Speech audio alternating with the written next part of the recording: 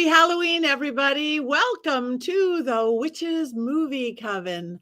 Witches talking about witches and which movie in which season. So we're all dressing up just a little tiny bit for you today. And we are doing a movie that we thought was very appropriate for the season, for the day. The Witch from 2015, I believe. But let us all introduce ourselves. I am Patti Negri. I am one of your hosts. You might know me from the Witching Hour. I actually do have a brand new Ghost Adventures on tonight. Actually, if you're back east, it's on right now. So wait, tape it, watch it later. If you're on the West Coast, it's at 9:00.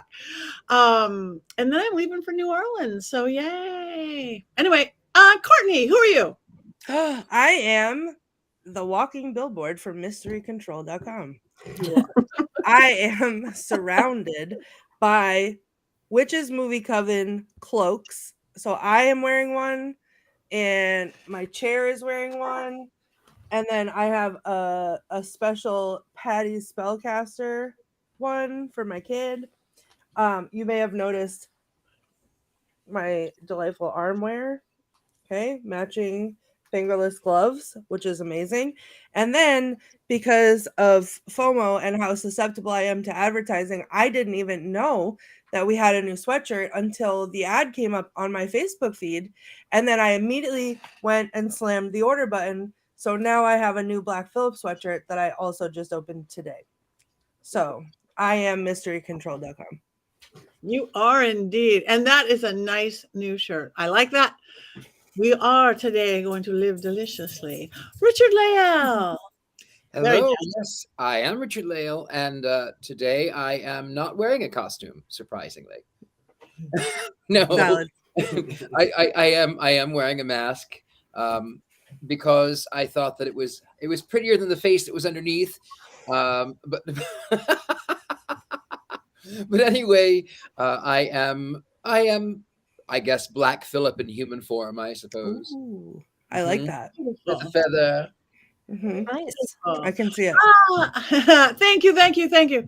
Miss Heather. Hi, I'm Heather Greene, and today I am the Supreme, or at least trying to be the Supreme, from New Orleans. But yes, I am here, and I am so excited to be getting ready for Halloween and then Samhain. I have been doing a few private talks with I have one at a library coming up, all Zoom, and then I had a small pagan group. They were wonderful. So I've been doing some talks on movies and witches and talking about our wonderful Wednesday night. So I hope some of the guys I spoke with this week were really excited to join us today. So hi to anybody from the group that I spoke with on Monday. If you're here, hi, thank you for joining us. Thank you. Oh, thank you. And royally, Jason. When you have pretty hair like this, you can't hide it under a hat or a cloak. So that's just out for me. I am wearing purple velvet and a giant pan necklace. I am dressed up as 70s occultist, and tonight, as soon as the show's over, I'm going to a key party with my wife in classic 70s style. Woo! We are not really doing that, and she would kill me if she had heard me say it. I do have to say, Jason, you hit the costume on the money for any horror 70s horror movies that have lead coven male witches. So you did it perfectly. Yeah, this is it. It's you got to have the big chunky necklace. Absolutely. Right, yeah. It reminds me a little bit of the Love Witch, the pagan. It's not 70s, but they were 70s inspired. So yes. Spot on, Jason. Thank you. I hate that guy, but as soon as I put this necklace on, I was like, oh my God, I am that dude. Please forgive me, Lord and Lady, for I have sinned if witches can sin, but we really can't because we don't believe in that. And the hair goes so perfectly with it. All right. So we are doing the movie The Witch tonight. Before we go to Heather with all the facts, we want to get the lovely non-biased rundown from Richard-Lael. I will absolutely give an unbiased rundown of this film. So it is New England in the 1600s. This family, and this film is really about a family and their struggles. It represents, they are sort of Adam and Eve who have been kicked out of their garden. And the garden was, of course, the little village where they were, the little farm where they were. And they have to go make their way in the wilderness, and they have to toil, and they have to worry. And there is a young girl, and she jokingly says that she is a witch to scare off her siblings. And then there is, of course, she happens to be there when the child gets abducted, and there may be a group of witches who live in the wood, in the great wood, into the woods, you might say. There are witches who might live in the woods, who might be eating children and using their baby fat to do horrible things like fly. So in the interim, then they, as the joke that she had used, that she was the witch, she actually begins to believe that maybe she is. And then more children end up by disappearing, and the father is always chopping wood, and it's sort of that symbol of his toil, like Adam having to toil in the earth. And of course, they have the best 17th century English accents ever, because it was so natural and so flowy. And then all the time, there's this black goat that is named Black Phillip. And Black Phillip is this rambunctious sort of anthropomorphic evil that exists. And it turns out that he is, in fact, the protagonist. And when her family is slaughtered inevitably by the goat, Allison, I think that's her name, Allison. Thomas. Thomason ends up by going to meet this Black Phillip, who delivers the most delicious line in. It's my only quote. Don't say it. I will not say it, but it is the most delicious line in the entire cinema history, and I'm not going to say it because that is Courtney's only quote. And then, of course, Thomason ends up by going to the wood where she has a new family of covens. And I do find, though, that it's interesting. There is a lot of focus on her bazooms, on her breasticles, because because it talks about the sin of Adam. And then when you think about if Adam and Eve, in a biblical sense, have been forced out of the garden, then who were there? They had Cain and Abel, and then who did Cain and Abel have to have their children? Anyway, right. It's very sort of early American independent film, but it's brilliantly done. That's all I'm going to say before we get any further, before I give any opinions. Unbiased. Thank you. Clear as day. As mud. It's beautiful. All right, now. Should we go to the facts about the movie? Miss Heather, who knows all these things. Oh, I don't know all the facts, but this movie came out, in terms of witch films, it came out sort of as witch films were popular. Okay, it came out at a time when the witch films that we were seeing were really hitting on the idea of the oppressed person, of witchcraft in the face of struggle and extremism. You're talking about a time when we're seeing the Me Too movement and Black Lives Matter and a lot of social movements. We're seeing a lot at this time, 2015, 16. You just take yourself back for a moment and think about the political and the social scenes at that time. So we're seeing a lot of people pushing back against encroaching oppressions, encroaching conservatism that is hurting them, harming them, and all of their various things that were going on at the time. So that's usually when witchcraft films start to get really popular.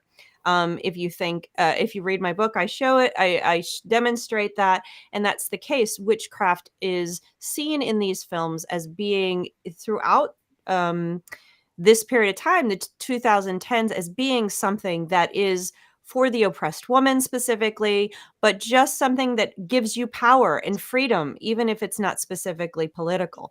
So in this film, you're seeing that playing out in a different way. And what's fascinating about this film is, from a witch film historian, I think there's probably not many of us, standpoint, is that this film is just as much is fantastic because, well, that's my opinion, but I'm not supposed to be giving opinions. But it tells a story, but on top of that, there's a lot of symbolism, and in that symbolism, it encapsulates a lot of what we talk about in all the other witch films and all the other witch symbolism. So it has fairy tales, it has biblical stuff like Richard-Lael spoke about.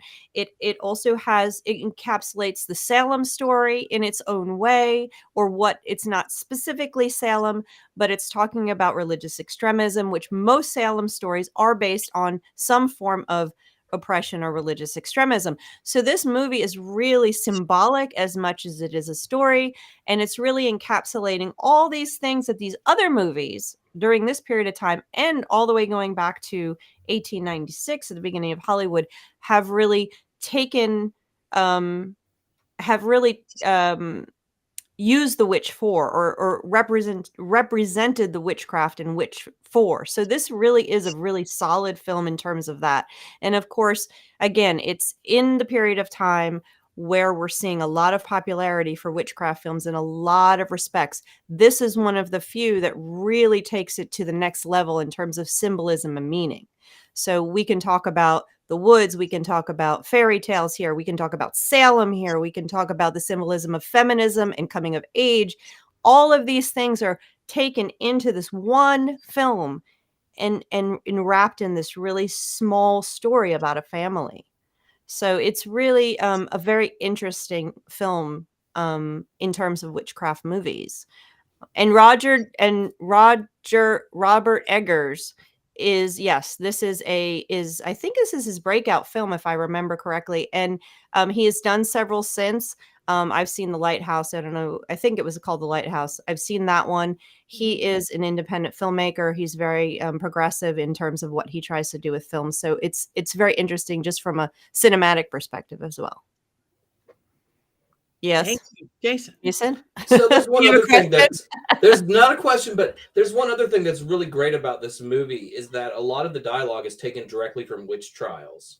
And Robert Eggers went back and he looked at things that happened during that century and he put them directly into his movie. One of the most influential books in the modern witchcraft revival is called The Witch Cult in Western Europe by Dr. Margaret Alice Murray, which was released in 1921. And it was an exciting book because it said that witchcraft was a religion that existed in opposition to Christianity. But even more importantly, the witches were doing things that were fun and were full of joy. And it got people excited about witchcraft. And if you've ever loved that book or its sequel, The God of the Witches from 1931, The Witch really brings those books to life. A lot of the imagery seems like it comes directly from Margaret Murray. And I love Dr. Margaret Murray. Also, this is just an aside, and I just like to throw it out. Her biography was called My First 100 Years. She was an optimist all the way up to the very end. So, there's just layers to this movie that make it so great. But I'm not giving my opinion of the movie. I'm just giving my opinion of the script, which takes from the witch trials, which I think is really fabulous. And Thank you. Oh, sorry. Go ahead, Courtney. Sorry. Well, I would just like to touch on the Salem aspect because, as everyone knows, I have opinions about that every time it comes up. For this movie, there was a little bit of buzz happening in Salem because it's billed as it's The Witch, a New England folktale. So everyone knew that that's where it was going. My tour company actually participated in the giveaways that they do to promote the movie. So we gave away tours as part of it. So we were sort of linked to it. So that was really cool. So when it came out, I was very excited to see it. And it was my first introduction to A24. Fell in love with A24. And I'll share my story of my first time watching this movie in a little bit. But what I would like to talk about is, I'm usually very opposed to any take on Salem in a film because they do it so horribly. This one, to me, I actually started talking about this movie on my tours when I would give them because this spoke to me sort of in a different way. This was like the stories that they would tell in 1692 don't behave this way because this is what's going to happen to you. So these are the stories that they would tell that would give them nightmares that they were afraid of, and like this is the kind of story that built the hysteria for them. Like this is the thing that they were afraid that they were scared of. And so in that way I appreciated it so much for that reason, because it wasn't just another telling of, you know, the Salem witch trials or anything like that, but it still was very distinctly like New England and that time frame and what have you, but it was literally a folktale. It was the story. And I think that was really brilliantly done in the way that they did not directly tie it to anything. But from my perspective as someone who works in Salem in tourism, that was just chef's kiss. I loved that. And I think it's important to add to that is that they weren't trying, even though they were, and a lot of movies since time, I mean, the most amount of Salem stories that were told in Hollywood's history were told in the silent era. It was over and over and over again. They wouldn't stop.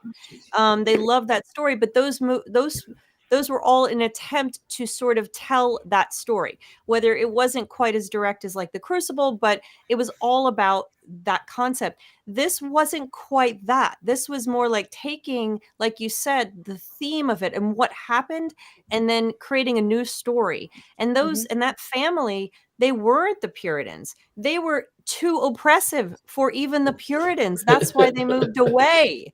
So they were even more extremist than what we would consider the extremist Puritans. They weren't even allowed in Salem to be part of those witch trials. They were too extreme for that. Excuse me. So it's really like you said, you weren't confronting them retelling the same story over again and then failing. He was saying, okay, let's use that and move over here to something else. And that was really a great taste. And also another way he symbolically hit on the idea of extremism and made that symbolic and allegorical for our current times as well. I wanted to, if I may, go back to Jason's point about how it looked like the dialogue came right out of the book. I can't remember, my memory is short, but what I will say is that the imagery in the film reminded me very much of the 17th century woodcuts that one would see. So I think it was spot on. A lot of people will say the film was too gray, but I think it was brilliant for it. I think that's something important to note about an A24 movie, because I feel like they do this with all of their movies, and I don't know how much say the production company has in that or what, but the movies that they put out, it's not just the screenwriting, it's not just the acting, it is the sound, it is the color, it is the cinematic shots, it is everything else like that. It all goes into this one thing. I find that with all of them, that it's just this, like, you know, they play sounds in the background that you may not even know that you're hearing, but is designed to build your anxiety. Like that to me is insanely cool. So I agree. I think it's not too dark. I think it's beautiful. I think it's beautiful too. The one thing that I think that didn't seem like they kept the music, they kept the thing, they kept the dark, but Daddy's abs were not 1600 abs. I mean, if you were hungry and you had to field, maybe. All that chopping. He had like a six-pack when he took his shirt off, you know, because he's just this nice, rough man. He took his shirt off. Those are worked on abs. I'm sorry. I know enough trainers that chopping wood's not going to get that exact six-pack. He chopped a lot of wood, like All a right, lot Patty. of wood. All right. I see you, Patty. I mean, All right. liked it. It was pretty. You know, took off the dirty old shirt, and there's this. He's pretty. I just take the shirt off too, but that seemed awfully modern. You can also see Anya Taylor-Joy's holes in her earlobes from her earrings if you look closely, which she would not have had at the time because those would have been far too ostentatious for a family of that type of piety. You know, it's hard to get rid of all of the modern trappings of modern people to make a movie perfect. Can I just interject Sorry. I'm just gonna stare at his like abs from now on, though. Every time I watch this movie, I think that we need a T-shirt immediately that says "Daddy's abs" on it, because that therein right there, we've 20 minutes in, we got it. Cut roll credits, because that's the quote. It's true. he was fine. It was fun.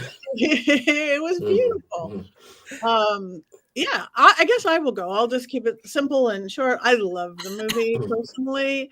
I really did have to listen because of their accents, because of the language. I had to listen hard to even understand what they were saying, to even hear what I had the volume all the way up, and I still had to listen hard. And I actually liked having to listen hard versus make it come easy. It didn't have to come easy like that. So I noticed that, and I like that on their voices. And it's interesting. I'm glad to look at it different, because Richard-Lael, you said the girl started to think she was a witch. I didn't ever think the girl thought she was a witch. I thought she was a girl with actual real personality, and she joked around with the kids. But I got that she was always pointing to the little twins, that there was something wrong with them. I don't think she ever thought. Well, I think it was deflecting, but I think, you know, she when the little girl had taunted her, she says, "Yes, whatever her name is. Yes, I'm a witch. Yes, I'm a witch." And so then it was she sort of, it was jokey, and then when things started going awry and the family started to believe her, and then she's this little tortured girl who's pubescent, and everything is so weird and crazy, and her family is so extremist, then and her family is dead, and then of course you don't really know, is she it's sort of as like Rosemary's Baby in the sense that is Black Phillip really the antagonist? Is Black Phillip really the devil? Or is she starting to pick up some of the delusions that were sort of preached at her? I mean, because one of the things that I like to talk about when I do readings, I say, you know, if you tell a child that you are dumb and stupid and ugly, then the child will begin to think that they're dumb and stupid and ugly. And especially at that sort of formative years, they started telling her that she was evil, that she was not of God, and that she needed to pray and fast because she was the one who was evil. And so she starts allowing herself to, she can't say the Lord's Prayer, which is a prayer that they would have said all the time. They would have said this prayer daily, probably 15 times a day. They would have said this prayer. But also when one is under duress, you forget things that you know. So like I said, like Rosemary's Baby, is that the devil? Is it evil? Is it in her head? At what point do we leave reality? Okay, that's true. But he offered her butter. I mean, I love butter too. And if Black Phillip were to come to me and offer me butter, I would lick the butter off of Daddy's. Yeah. Hold on. I would lick the butter off of Daddy's abs, is what Richard said. I love this episode.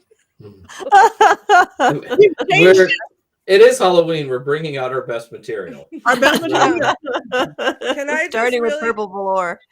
Really quick, I just want to. Someone said in the comments, I watched once, then I watched a second. Oh, it was Corey Parson. I watched once and then I watched the second time through with subtitles. So I had to do the same thing because I have raging ADHD and I could not for the life of me understand what was happening. I saw it in the movie theater. I was so excited to see it. And I was working an overnight job at the time. And unfortunately, it was so slow and so hard to understand for me at the beginning. And I just couldn't follow what was going on, that I fell asleep. And then I woke up in the movie theater to like blood and screaming. And I was like, what's happening? The Witch from the Sea. Yes, it was another. I you know, it happens to me. So then I had to watch it again at home with the subtitles on, and then it was like, oh, okay, I figured it out. But yeah, I agree with that. I love the way that they talk. Like it once I caught on to it, like that was awesome. And I don't necessarily need the subtitles now, but I use them with everything anyway. Yeah. I think your reaction to this violence and being born in the theater, I think that's one of the reasons was it wasn't universally loved, billed as a horror, but there weren't a ton of jump scares. This is not a typical horror. This is not Halloween 3, thank goodness, but this is not even a good horror movie in that respect. This is a haunting movie.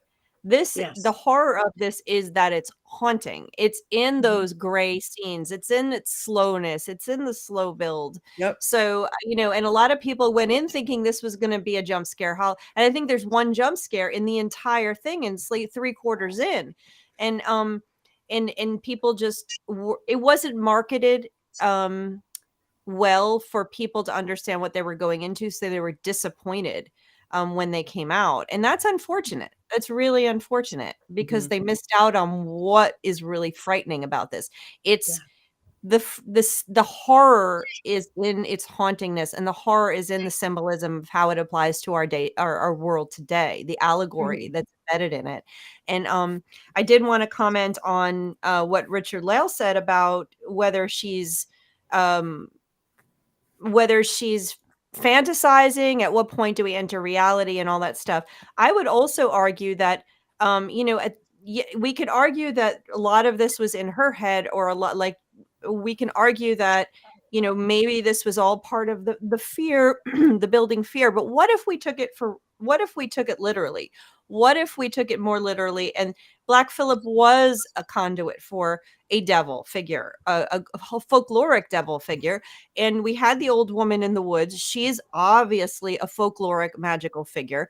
We have the wild wood, and what if this was allegorically about a girl's coming of age story, like every other witchcraft, because she is of that age, 16, the classic time when the girls find magic in movies and stories, the fairy tale age, where you become something else, where you find, whether it's your prince, if you're Snow White, or if you're Sabrina, you realize you're magical. So here we have Robert Eggers encapsulating that concept of the girl's coming of age story through magic and through the freedom of making the pact with the devil, the freedom of finding yourself, of finding who you are authentically. We could take that as magical people, we could take that part of it as that's how I saw it. That's the one way I thought. She's finding her freedom from this oppressive regime at the age of 16 through magic. So that is a classic story. Isn't that the great part about this movie, though, is that you can interpret it like half a dozen ways. Yeah. And nobody can really tell you that you're wrong. So I am all about the empowerment story at the end. That's my favorite take on the film. Yeah. Black Phillip is real, the devil. But also when I was watching it in the theater for the first time, I thought, well, this is all playing out in her head, right? Like she's broken. She's watched her family die and everything drift away from her. And now this is her happy ending that she's making up, because people don't float in the woods and goats don't turn into people. Also, researching this film, you read Christians and they talk about the events of the film, how the father lies about some of the things that he's done. The son looks at Thomason in a very creepy way, and all of these sins add up and explode, and it's punishment from God for their lack of true morals or something. You can just read this movie in so many ways, and that's why it resonates so strongly with people. I'm sorry. I wanted to say on that topic of punishment from God, I find it also very intriguing that the God to trick someone means that they are entering into things unaware, and yet this Puritan God is so vengeful and hateful that he could have prevented the serpent, and he could have prevented Black Phillip. He could have done that, but he didn't. And he allowed the devil to trick them and then punished them for allowing his creation to trick them when he put the creation there in the first place. Like it's this weird sort of cyclical thinking that it's so phenomenal. I also like the fact too that on the topic of 2016 and sort of the satanic panics that have been progressively getting worse and worse. We went through it in the 70s and 80s. We're going through another one now, starting around 2016. Just one quick joke about Richard-Lael's comment. This is, what he says is why this is not like the Puritans movie Coven,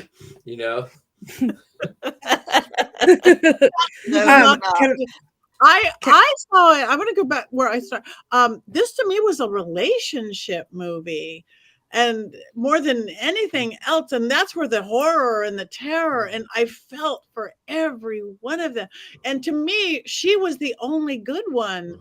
They all had such evilness from daddy to mommy was horrific, and the other children, and so it made me that much happier when at the end I'm going, Black Phillip is real, and yes, people can float in the woods, and to see her happy for the first time, ecstatically happy.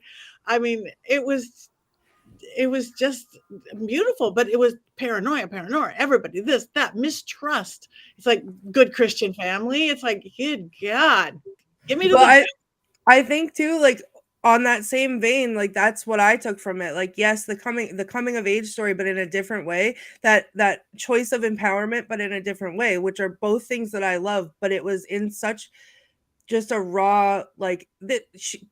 Thomason, her siblings say things like, "Oh yeah, well, mother hates you." Like they all know that the mother, like, so imagine living that life where like you are the literal black sheep of your family and everybody blames everything else on you, that you're playing peekaboo with the baby and the baby goes away and it's your fault somehow. And like all of these things that you can only imagine built up her whole life because this is what she lives.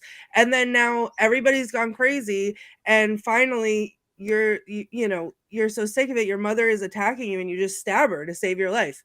And then in that moment, it's like, well, what do I do now? And then, along comes Black Phillip, who I also want to go with, was real.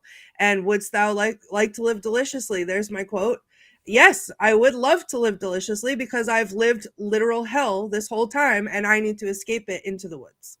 And the woods becomes the safe haven and the coven becomes the family. And to me, that mimics sort of like my experience into coming into my witchhood.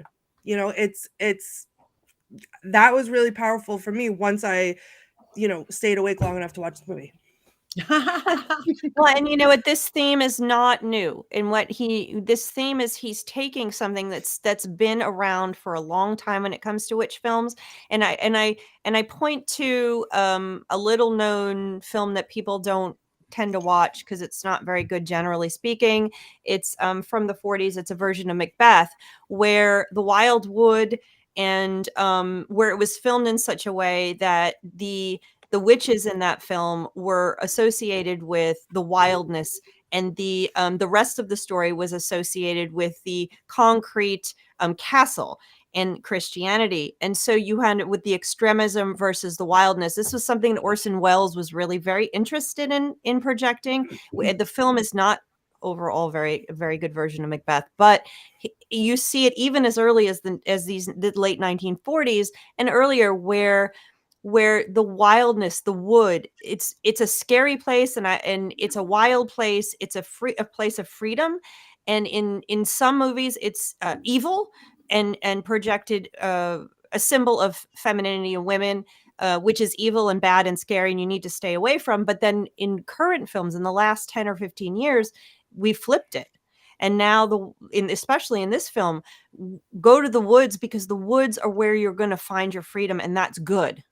Mm-hmm. And that's what we see here. And there's a movie that I hope we talk about in the next few months. She Will. It's a current movie. It's, I think, a Scottish movie where you see that even more prominently about a woman who has, again, been abused in some way. And that's, I talk about this often in the last 10 years. Most witch films demonstrate that witchcraft is something that abused and oppressed women turn to.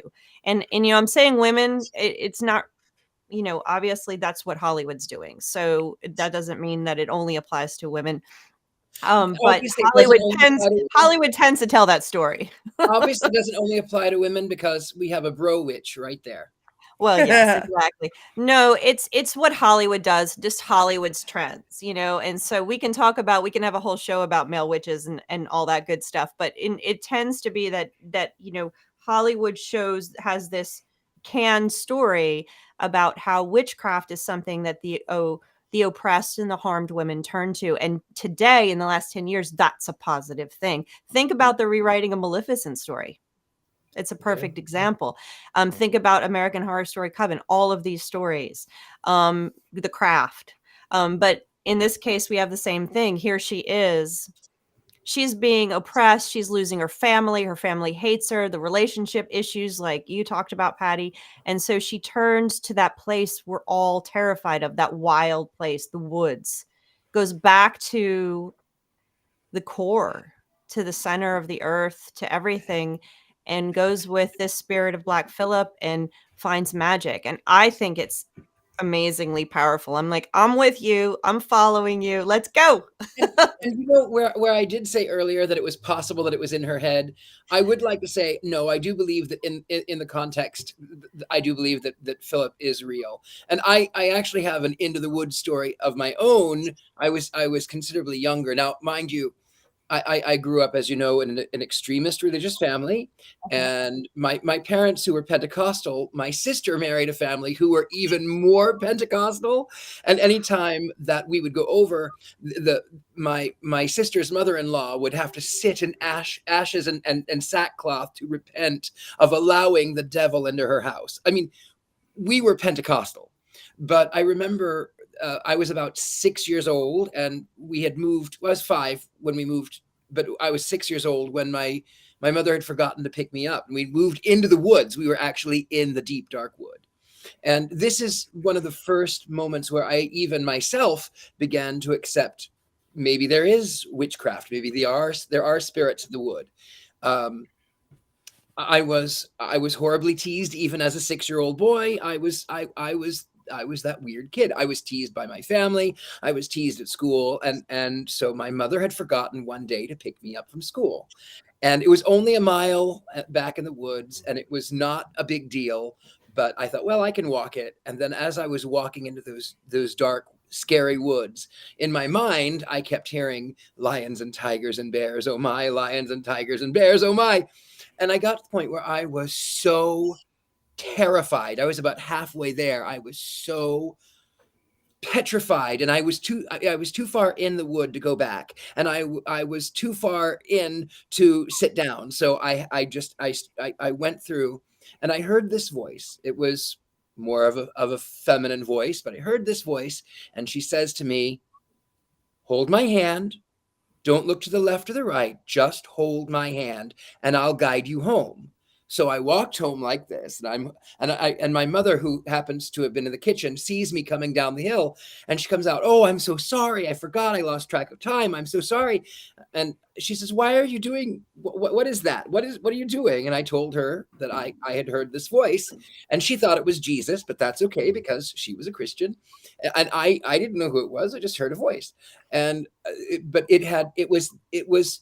Whether it was in my head or not, whether it was a spirit of the wood or not, whether it was Black Phillip in human form or not, it didn't matter. There was empowerment in not being alone in the woods. And I think that's also the story behind this Thomason. She goes into the woods. She finds her family. She finds herself. She releases all of her pent-up energy. And I will tell you this, as a 15 and 16-year-old boy living in the woods, I ran around naked in the woods all night long. I would sneak out of the house, and I would howl at the moon, and I would be naked in the woods. And there is something incredibly natural and powerful in doing that. Mm-hmm. Mm-hmm. That was a really magical story, Richard-Lael. Thank you for sharing that. Mm-hmm. Thank you, Richard-Lael. All right. So who wants to talk next? I have no idea who's talked and who hasn't talked, and I don't know. I'm just thinking though, like going over the movie in my head, when Patty wants to get rid of one of us on the show, she's just gonna play peekaboo with us. And one of us is gonna magically disappear. Oh, wait, Jason's gone. And Well, contrary to you, Richard-Lael, I grew up in the city, so the woods were terrifying because we didn't have woods. We had like 7 trees, and those were woods. And so when I would go to camp, and I talked about this once during a Pagans in the Environment conference event that I was at, where I talked about how crazy it was that I felt safer on 42nd Street and work at night than I did anywhere near trees growing up, because I grew up and so there was people all around me there. I go into the woods, and it's, the few times that I did get to go into the woods, it was silent. It was dark. There were trees. There were sounds I didn't know. There was not a lot of people. This was absolutely terrifying to me. And it's, it's a totally different understand that fear. I can keep woods in a visceral way growing up in a city, where most people would be at 42nd Street Avenue at midnight, and I didn't have a problem doing that, going on subways. That never scared me a bit. But you send me too far into trees, you put too many trees around me back then, and I was like, oh my goodness, I am going to be killed by some kind of axe murderer, because that's the way I grew up. Can I tell another sort of very personal story? It is another wood story, and it is about what can happen in the woods. So years ago, I had gone back to visit my mother, who was living in near the wood. She'd moved in with my sister, and I met this fellow on the Grenadier machine. I'm not going to tell you what that is. And I had gotten so tired of people finding out who I am, and then being terrified of the devil. So I said on this app, I said, by the way, come or don't, but you know what? I'm a Satanist, so I don't even care. So I meet this guy, and he drives all the way out to the woods. And at this point, I'm going, oh crap, I'm going to be murdered in the woods. I'm going to be murdered in the woods. And so the guy shows up, and I said, okay, I'm really nervous. And he says, you're nervous? I drove out to the middle of the woods to meet a Satanist in the middle of the night. And then we went, and we looked at the stars in the woods. And then, did you live deliciously in the woods, Richard-Lael? I did live deliciously in the woods. Courtney for the win. The funny thing was, there was a moment where we were standing there, and everything, like you said, Heather, went silent. And then there was this owl that tore out of the woods, and then out of my periphery, I saw a woman standing in the woods, and I said to this fellow, I think it's time to go now. I think it is time we left. We can just go now.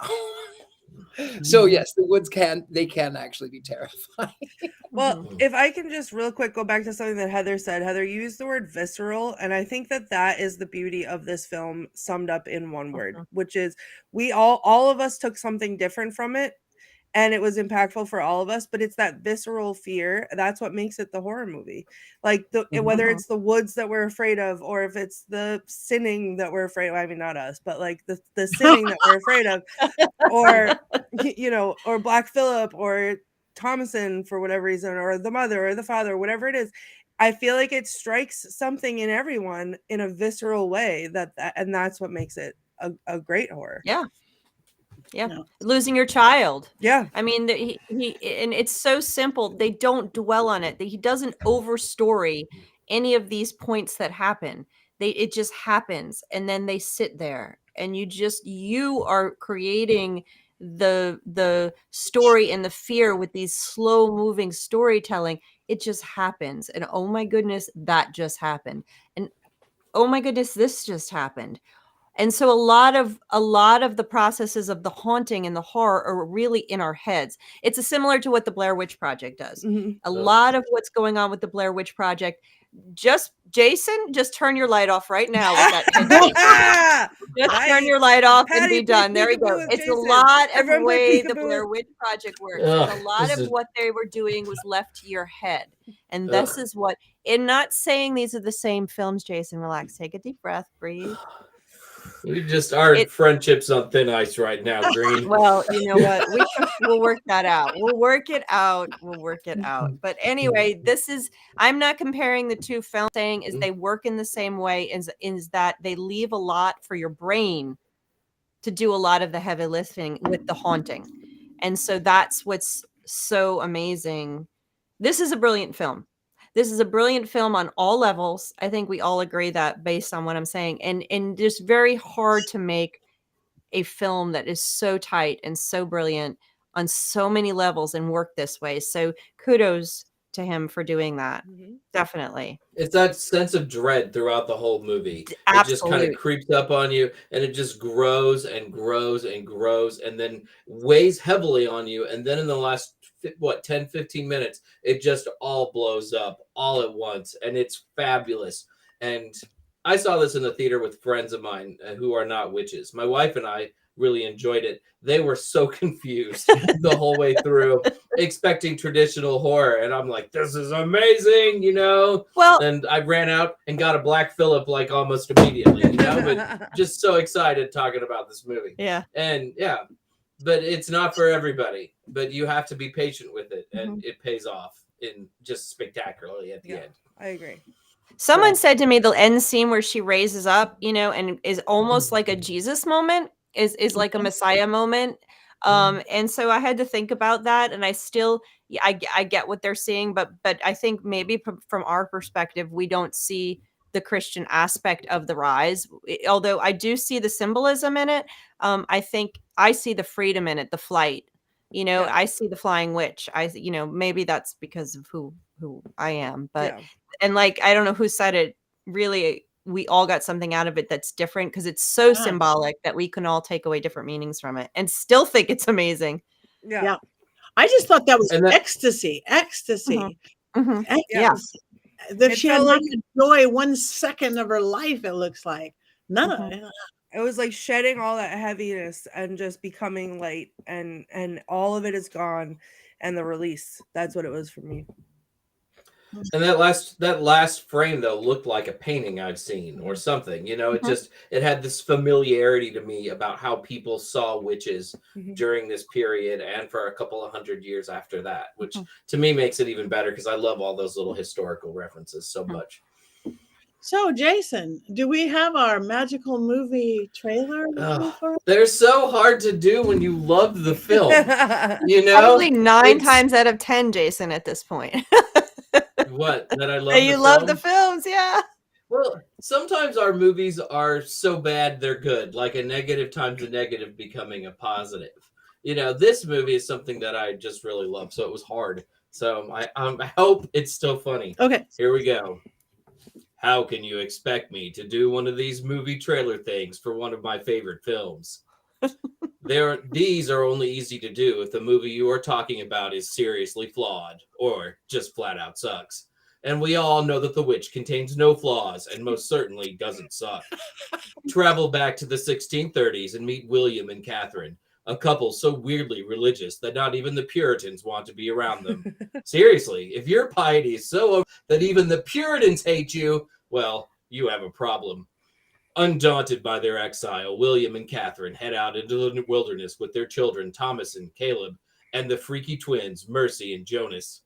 Once in exile, William and Catherine have a 5th child, even though they sleep right next to their other 4 children. No wonder those kids are all messed up.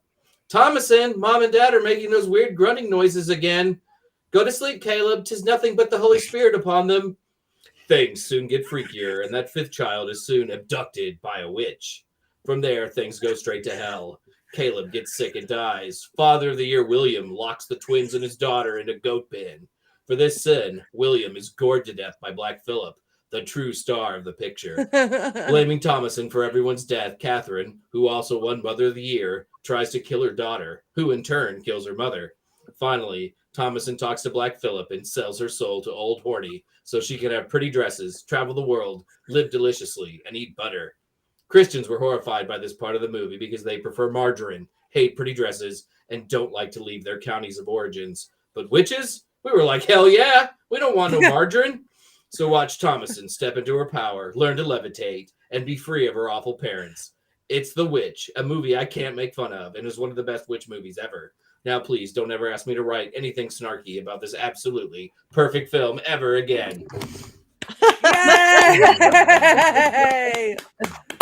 That's so good. Good. It still worked. That was good. It was hard. It was tough to write. It took like 8 hours of thinking. I got nothing else accomplished. Wow. My next Llewellyn book's going to be even later than it already is. Great job. I'm telling your editor. All right. Well, I thought again before we have a couple more minutes, but it is Halloween. It is Samhain. We are witches. Does anybody want to talk about Samhain? What they're doing for Samhain, or what we think about Samhain and things like that? We are witches. Sadly, my Samhain ritual is next weekend because there's a local event going on this weekend. So we're gathering after the official date of Samhain in early November, but we are going to, honor our beloved dead, hopefully meet with them as the veil thins. And then we are also doing this ritual for the horned god, who we see as the keeper of the gates between the realm of the mortals and those of the dead. So we're really excited about that. Also, Horned God book. Just we're talking about the folkloric devil. It's all in there. Beautiful. Thank you. Yeah, on Halloween, the Samhain itself, we have a kitty thing, but my coven, my group, we're getting together just before or just after. It's the idea that counts. And same thing, celebrating the ancestors, speaking with the ancestors, crossing over. So that's what it's about. We do. We still with the kids still at home and trick or treating. Halloween has always been Halloween for me for the most part, not Samhain. So typically celebrating Samhain on the astrological date and a little bit later. And so we do a family thing. We do mostly with just my family, and we're having my parents come over this time, and we are all going to honor the ancestors and the people who have gone before, and we're going to have probably a very emotional little time. We just had a rabbit pass, which of course is fun, and also just everybody's relatives, and most likely we'll have some visitors in the house, and we're prepping for those ancestors to visit us. So that's what we'll be doing. We haven't picked the exact date because we want to make sure everybody can attend. So it'll be the beginning of November. But that's our Samhain. It's very different than Halloween for us. Me too. It's very. I usually do a dumb supper for the dead. A backwards dinner. I usually do that on Samhain, and I think I'm going to be able to the night before.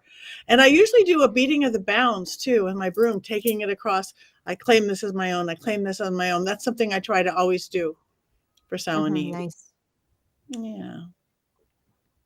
I'm a bad witch, not just in the sense that I hex my enemies, but also because I don't know enough about the pagan holidays or the witchy holidays to do anything with them. But like, you guys inspire me all the time when you talk about these things with such passion. Like, I'm still trying to learn about it, and hopefully I can start incorporating some of that. Halloween, though, for me is always my favorite holiday. Halloween is a lifestyle, not just a month of the year, and it is a month for me and not a day. So I'm trying to hold on to my sanity, living through Salem in this October, and give out some treats. My son wants to hand out candy this year for the first time. So so we're going to try to make that pretty special. That's awesome. Beautiful. I don't have any plans. I'll be back here on the 31st, and then I'm supposed to go strolling the French Quarter with a friend of mine, but I may end up by being the recluse that I am. Maybe we'll do a live stream. Who knows, says our producer. It pops up into the ethers. I'm down for that. It has to be after trick or treating, but I'm down for that. See, that's the thing though with the East-West Coast thing though. Like, Right. There'll always be trick or treaters for some of us, either you all or me and Patty, right? Unless, of course, we're And you watching. know why we know that? 'Cause we're Halloween witches. 3. That's right. We know that from Halloween 3. It's all at the same time. Masks at the same time. Halloween 3 taught us that it like gets darker earlier on the West Coast than it does the East Coast, right? I think. Let me add something that what Courtney said about being a bad witch and not celebrating the Sabbats. I think you need to just kind of put that out of your head. I mean, I'm speaking from my own self to say that to you is because there's different type of witches and not every witches honor the Wheel of the Year or the Sabbats. And, you know, Jason and Patty, I believe, and myself all are coming from Wiccan backgrounds originally. So I think that, you know, we do celebrate those. We do have the traditions of learning them. But I know so many witches that do not celebrate Samhain, that do not celebrate it in the ways that we're talking about. So you're not a bad witch. You're only a bad witch for hexing your enemies. You're not a bad witch for not celebrating the Wheel of the Year. There's no rules. There's no one way to celebrate a Sabbath. There is no wrong way to celebrate a Sabbath. Praise what works for you. Keep that holy and sacred, and that's all that matters. Or and if Halloween is sacred, then Halloween is. You know? I say that jokingly mostly because I say that jokingly mostly because like I got real excited when I moved into my apartment that I finally had space to set up an altar for the first time, and I built this beautiful altar and I loved it so much, and it was in my room and I looked at it every day and I touched it every day and I did all the things, and then I had to clean something and I put it in my closet, and the ADHD monster took over and it's never come back out of my closet. It lives there now, so it's like it's just. But right. Courtney, I will tell you this. From the rules of Wizard of Oz, are you a good witch or a bad witch? Good witches are always pretty. You are not a bad witch. Well, right. Listen, I love that. Thank you very much. However, as Tabitha said, the quote, I'm the witch of the wood. I would love to be, I say this all the time. My goal when I grow up is to be the scary old witch that people are afraid of, that's going to eat their children. That's what I strive to be. I mean, I do too. Sheer row. That's what I want to be. So I want to be the old creepy 70s occultist. That's my goal. And I started making that reality happen tonight. Can I be the supreme that walks around and sits in the thing and tells people how to do their spells and creeps them out and then puts hexes on them and then walks out? But you also have to perfect the art of it's Naughty Pine. Oh my God, the Naughty Pine. I mean, I love Naughty Pines. We've all got the jobs. I'll just be Glenda. I've got the dress. I'm working on showing up in the bubble. I need one of those exercise bubbles that people do that.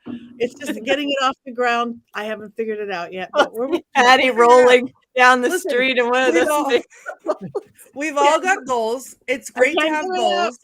Looking ahead for the next year, we all have some things to achieve. I love this for us.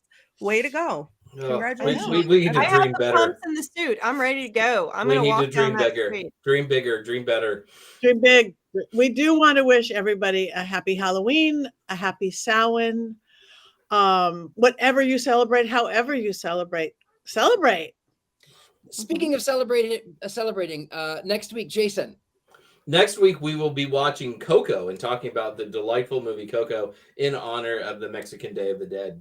Yay. And still dealing with our post-Halloween sugar coma hangovers or whatever it is. Perfection.